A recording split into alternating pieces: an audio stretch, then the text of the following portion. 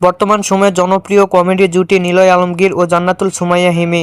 দিন দিন বাংলা নাটকের জনপ্রিয়তা বেড়ে চলেছে, সেই ধারাবাহিকতায় আবারও নতুন নাটক নিয়ে হাজির হয়েছেন জনপ্রিয় এই জুটি। নাটকটির নাম গৃহপালিত নবাব।